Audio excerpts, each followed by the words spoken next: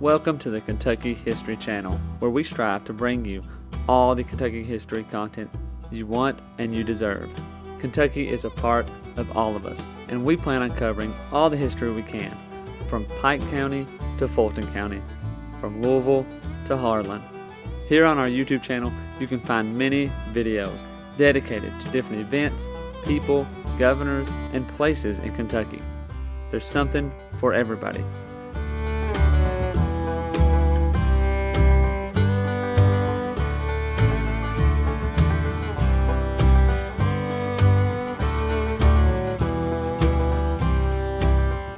While you're here, if you like the channel, hit the subscribe button and the notification button so you get notified anytime new Kentucky history is available.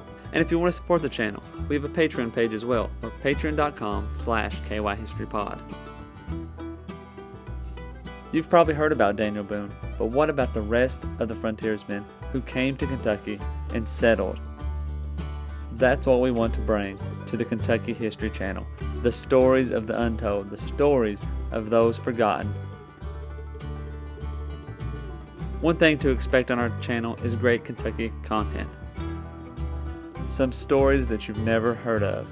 The Night Riders, who began in western Kentucky. Bloody Monday, the riots in Louisville.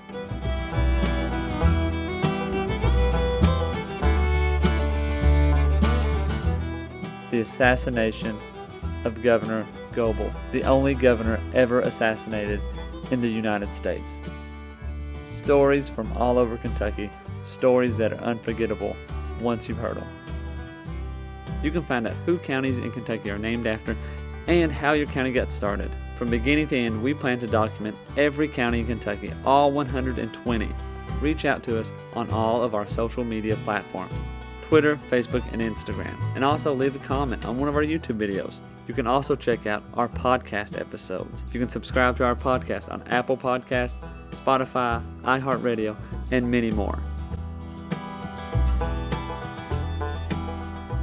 Welcome back to the Kentucky History Podcast. I'm your host, Jameson Cable, and we're here with Derrick Lindow from the, so many things to say, right? The Western Front, or Kentucky.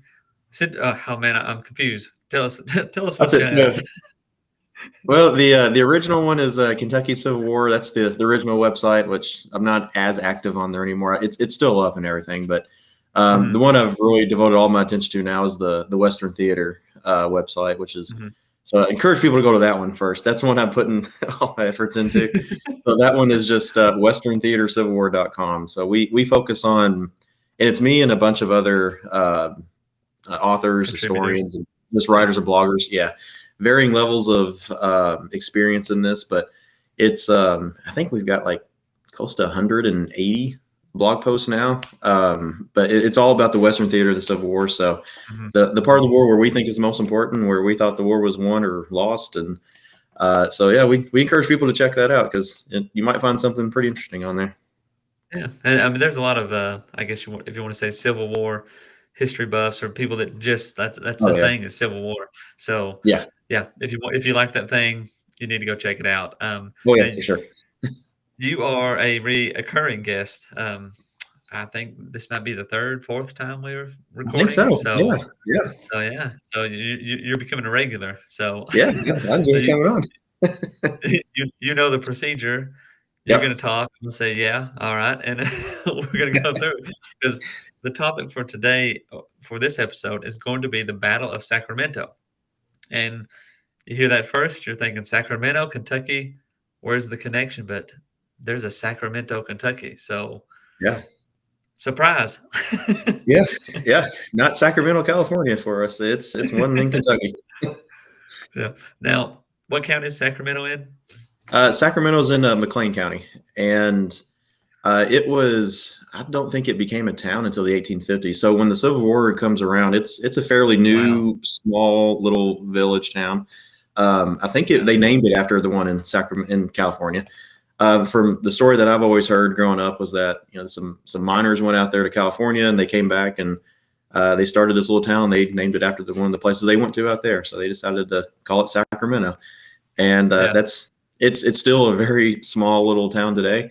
If you go through there, I think there's a restaurant and gas station and post office and a few churches, and that's about it.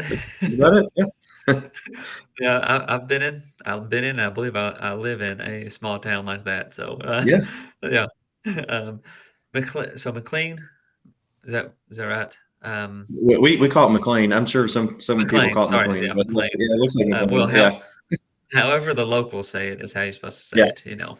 Louisville, Yeah. and everybody else says it Louisville or whatever. Yeah. It's Yeah. Louisville. That makes me That's way. cringe when I hear that. Yeah. Um, so, so Western. We're talking about Western Kentucky, farther than Owensboro, correct? Barely.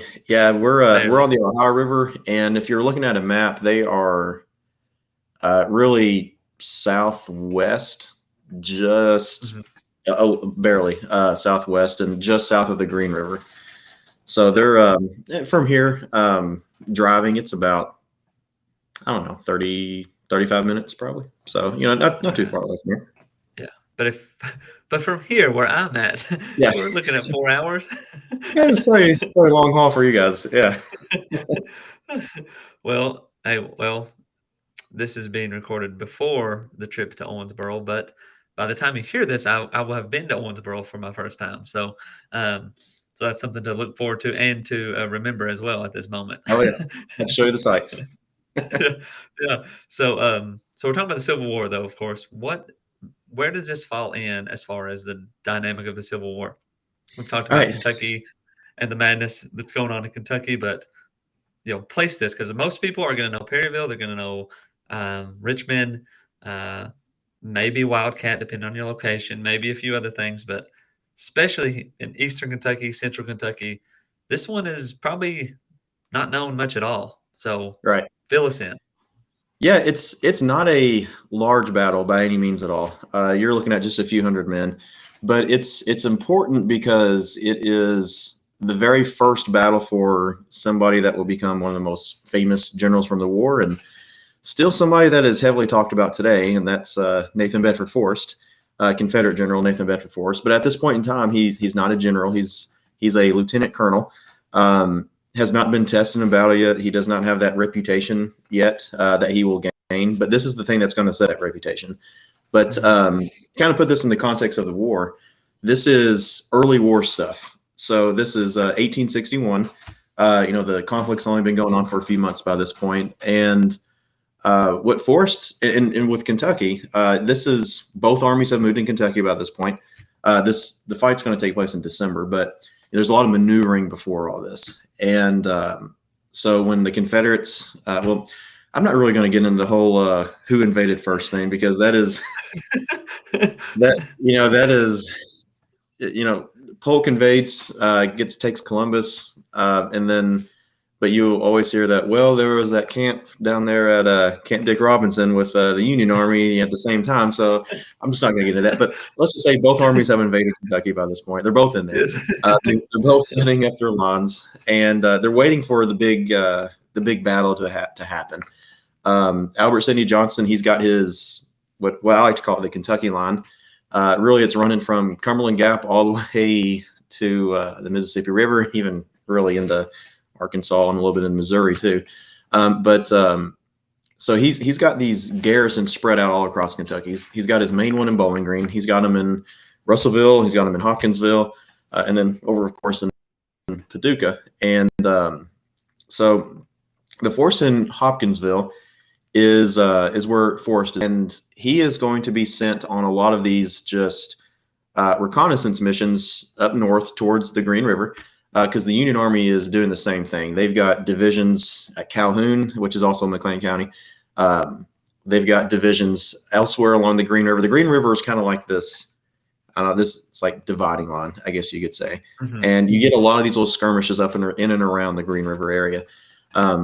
So that's actually a big research project. I'm going to start on it quite a bit, actually, but haven't fully hit it yet until this first book finally gets out. But so yeah, that's something in the future there. But so what I've been finding out is, there's these little skirmishes just constantly taking place, and it's small groups of men, nothing major, nothing in the thousands, but it's not not uncommon to see fights with men in the hundreds.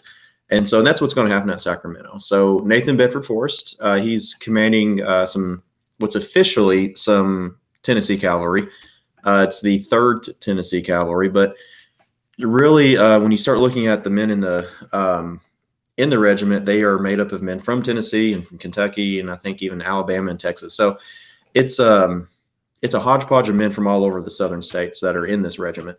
And so he commands them. And at this particular time in December, he is sent north just to gather information, to watch General Thomas Crittenden's division at Calhoun, his Union division there that's forming. Supposedly, the thought was that his division was going to be one of the ones that moved south towards either Bowling Green or towards Russellville and Hopkinsville. And so they wanted to keep a good eye on that because he's going to amass probably about 8,000 soldiers there by the end of the winter. But for at this moment, it's just Forrest is sent north to watch them, just to see if they have any movement, because every now and then they do cross the river. They have a pontoon bridge that they've built across the Green River there, and so they'll send cavalry across and have them scout south, kind of the same thing that Forrest is doing. They'll even send their infantry across every now and then, and they'll go on patrols, and then they'll return back to Calhoun. So both sides are sending out these small parties quite frequently, and then every now and then, you have these dust-ups, which is what happens at Sacramento. So that's kind of just a little bit of a background about what's going on. It's Forrest, he's going to take about 300 men, and he's going to go north, and he's going to get very close to these 8,000 Union soldiers, and thankfully for him, he's not going to run into that entire division. You got the Green River really in between. Yeah, you got the Green River in between. But he is going to run into some of the scouts that the Union Army has sent south. And those men, it's about 150, 180 men, Union soldiers that are under the command of a boy. Really, he's 18 years old. Yeah, 18 years old, commanding this. He's a major too. His name is Eli Houston Murray, and he's from Breckinridge County. And so he's commanding these men. They're all from the 3rd Kentucky Cavalry, Union Cavalry, and which are all from this particular area. So you've got men from Davis County, men from Henderson County and McLean County. I think even maybe a couple from Ohio, but mostly it's a Davis, McLean, Henderson County regiment, which my ancestor was in. He wasn't in those 180 men. He was thankfully in Calhoun when this was going on, and he wasn't out. So that's an interesting connection there for me. But so those men are the ones that are scouting south, and these men have gone as far south as a place called South Carrollton, which is, I guess you could say, it's upriver but further south. On the Green River, and they're going down that way, and they're returning, and that's when Forrest runs into them, I should say. They don't really run into Forrest runs into them. So that's how things are going to sort of start off there. Gotcha. So when and this is you're mentioning this first. So when you're looking at Western Kentucky, you're mentioning Hopkinsville and these other places that Forrest or the Confederate was at. Well, I mean, when you think of Western Kentucky, was it pretty heavily controlled, or I'm going to say controlled by the Confederate, but not really controlled, but just a lot of influence in the Confederate? Yeah, I guess. When you look at the one thing to really help somebody see kind of what maybe the loyalties are for a certain area of Kentucky, if you look at the maps for the secession convention, where they put it to a vote, are we going to have a secession convention or not? And when you look at some of these southwestern counties, I mean, some of them are heavily pro-secession, especially when you get down toward like the Jackson Purchase area. That is probably one of the most pro-Confederate areas of the state, that far southwestern corner there. But you get a lot of it down there still in I'm trying to think of the county names, like Trigg County. When you kind of start going. Yeah, Logan County, Todd County. Yeah, we start getting into those areas. Yeah. There's going to be a lot of Confederate influence there, and I think because they border Tennessee, that might have something to do with it. But you do see that. The further north you go, like you get up to Owensboro and Davis County, there's not a lot of push for secession. I mean, it's not perfectly unionism there, but there's The secessionist hold is not as their influence, I should say, is not as strong. But it's a really interesting thing to look at that map, and you can overlay that with the presidential election. Who they voted for in the presidential election, whether it's Breckinridge or Douglas or Bell. And then you can also look at the some of the legislative elections too. Like that's when these maps are so interesting, and a great book to really, if you want to explore a little bit more of that, it's called Divided Loyalties, and it's called Divided Loyalties: Kentucky's Struggle for Armed Neutrality. And I can't think of the author's name off the top of my head, but it's published by Savas Beatty, and who my publisher is. So I had to throw that out there. But it's I bought that book years before I ever even thought about writing my own. But it's it was so helpful and so just eye opening to see that just how divided the state was. It was a fascinating read, especially looking at the maps. I love maps.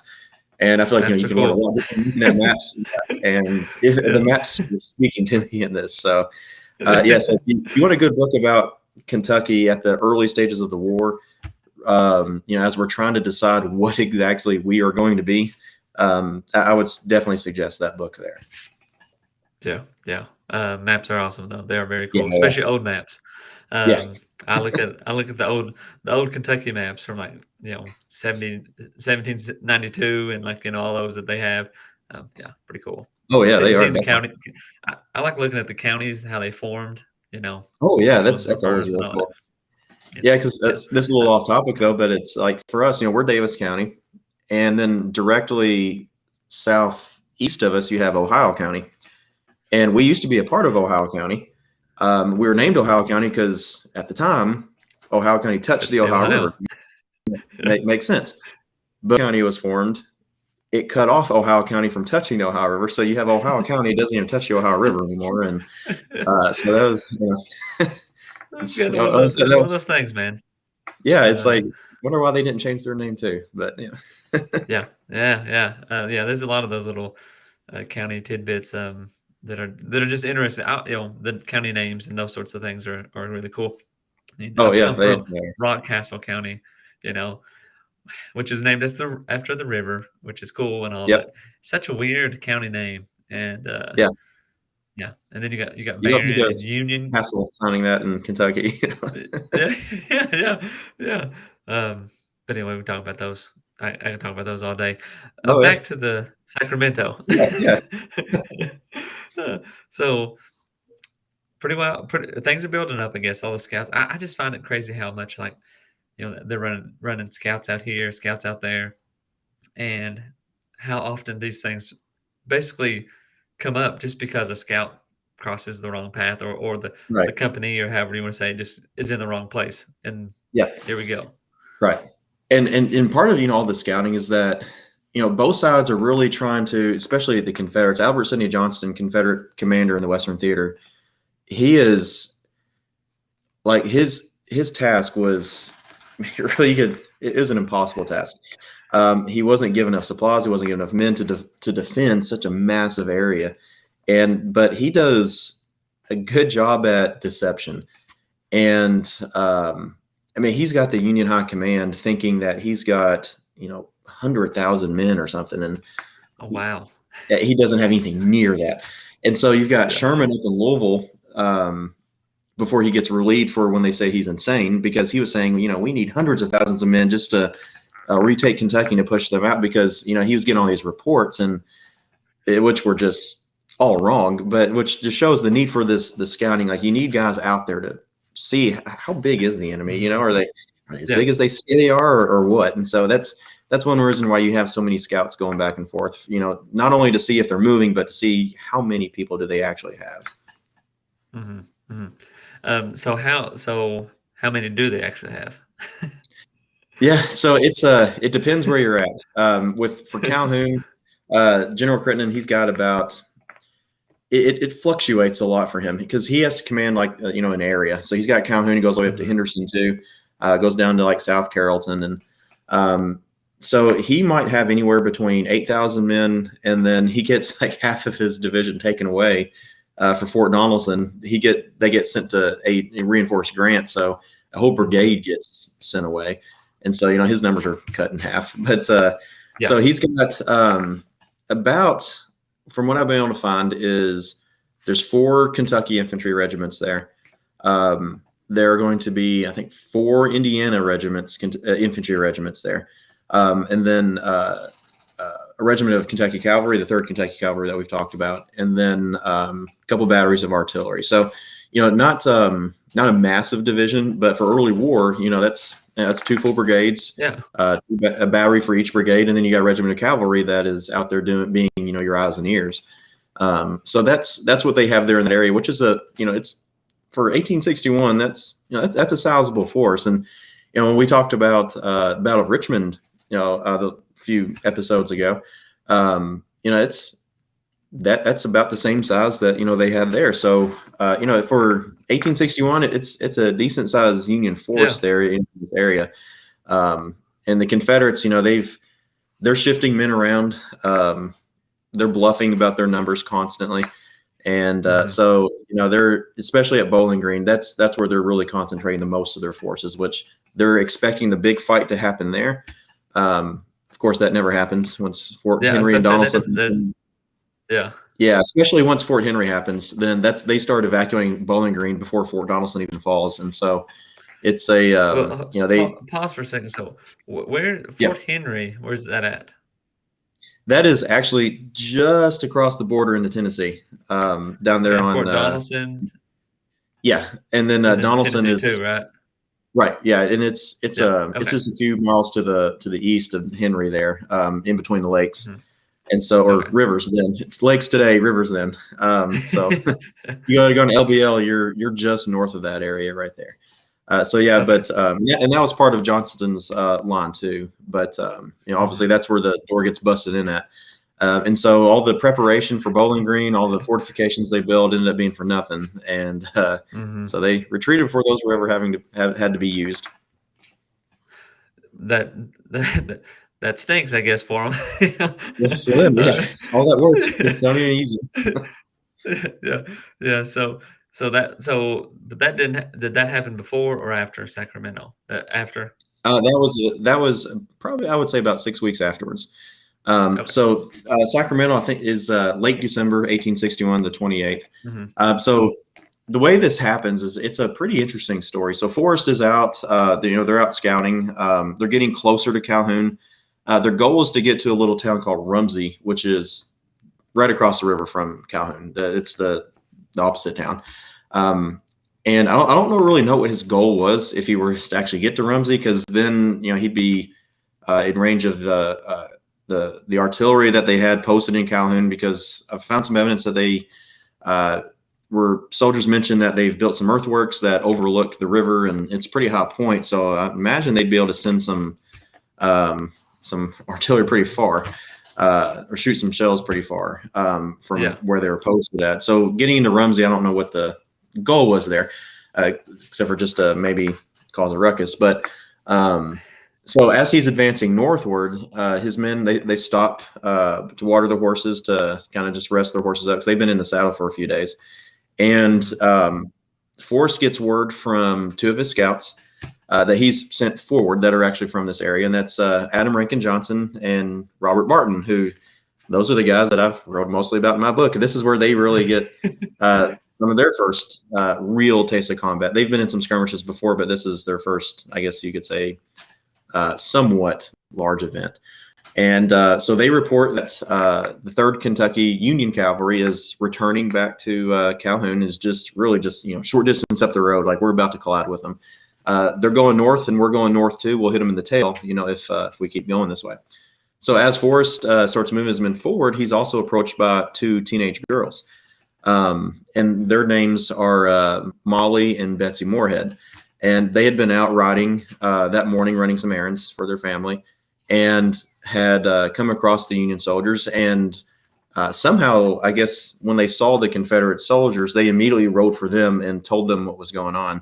And the interesting thing about that is that Forrest actually mentions Molly in his official report in the official records, that, this girl comes up and, is giving them information and, pointing, where the Yankees are. And and she rides with him. And he says he constantly has to tell her, please go to the rear, go to the rear, and she won't. Like she's like, but he talks about how it awakened the chivalry inside him. I guess be the chivalrous knight, I guess.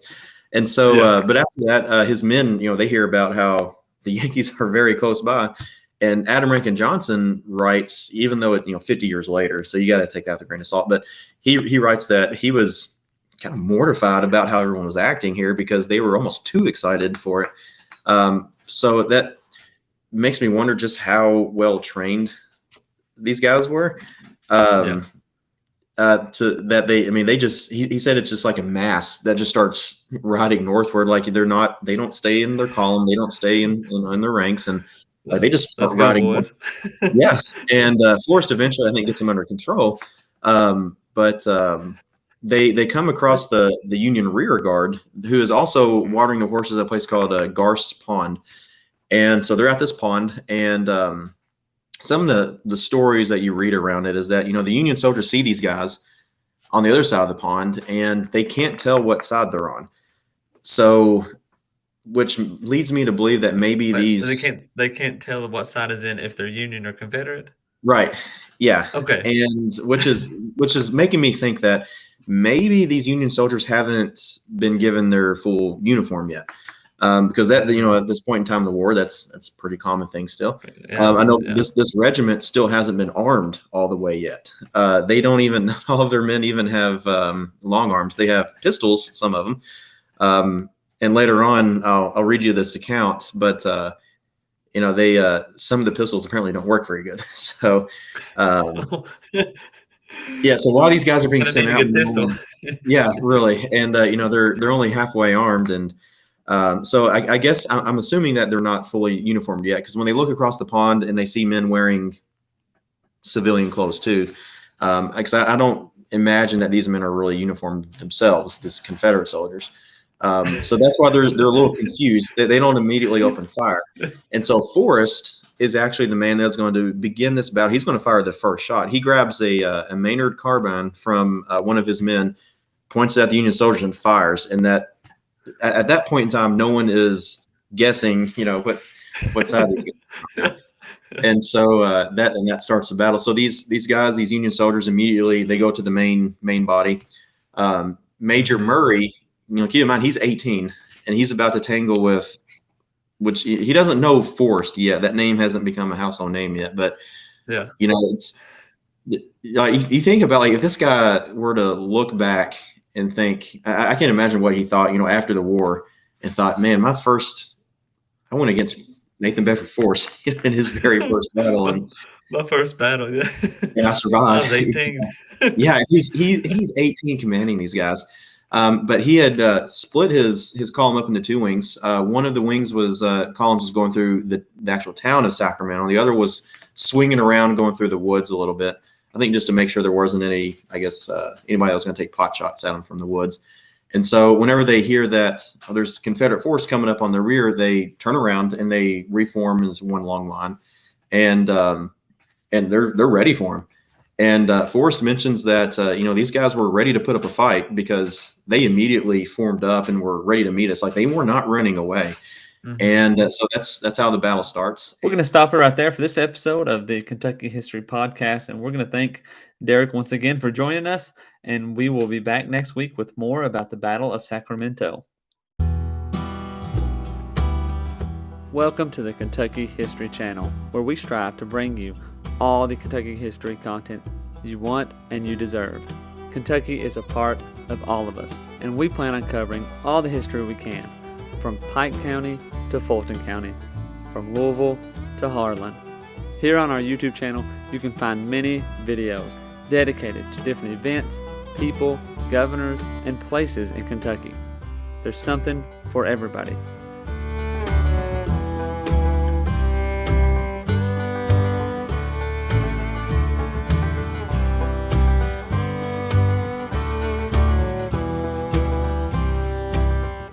While you're here, if you like the channel, hit the subscribe button and the notification button so you get notified anytime new Kentucky history is available. And if you want to support the channel, we have a Patreon page as well, or patreon.com/kyhistorypod. You've probably heard about Daniel Boone, but what about the rest of the frontiersmen who came to Kentucky and settled? That's what we want to bring to the Kentucky History Channel. The stories of the untold, the stories of those forgotten. One thing to expect on our channel is great Kentucky content. Some stories that you've never heard of. The Night Riders, who began in western Kentucky. Bloody Monday, the riots in Louisville.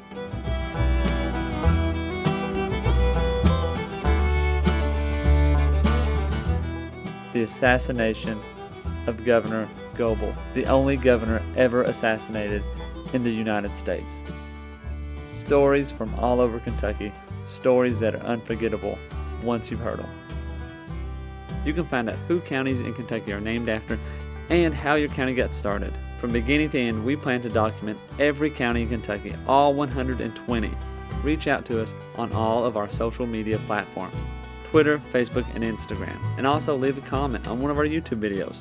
You can also check out our podcast episodes. You can subscribe to our podcast on Apple Podcasts, Spotify, iHeartRadio, and many more.